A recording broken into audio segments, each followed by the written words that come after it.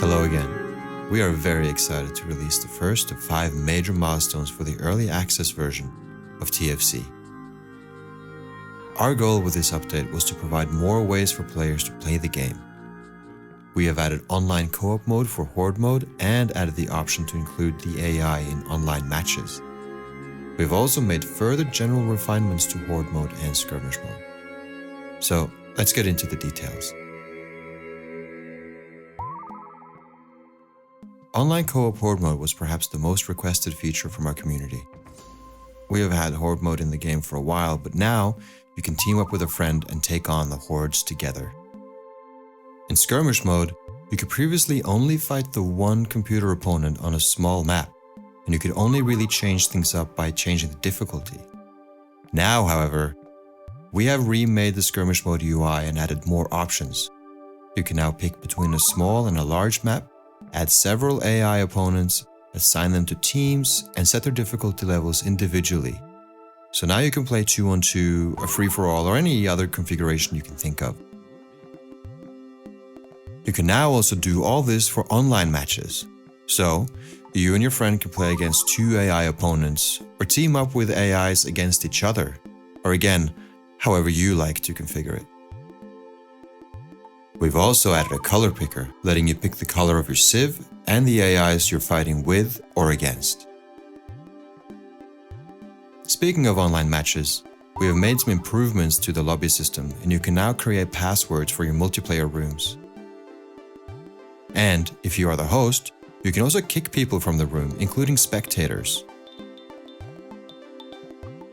We have also made some changes to the UI. You can now see how many villagers are working on which resources, which is handy for balancing your economy.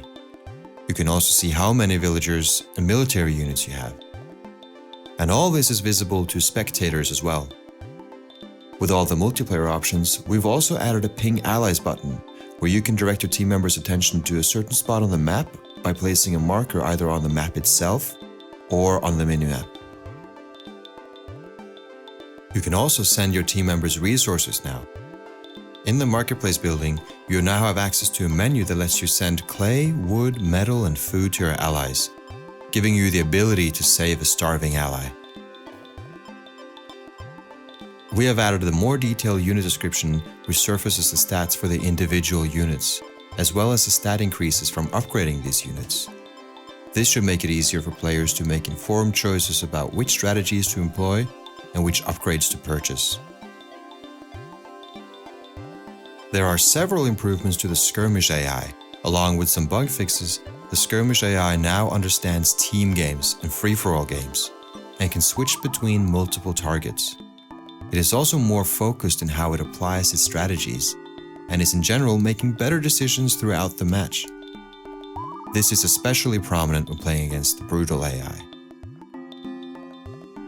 And our AI has never cheated. It doesn't start with larger bases or larger pools of resources. Of course, you don't have to take our word for it. Now you can actually check it out for yourself.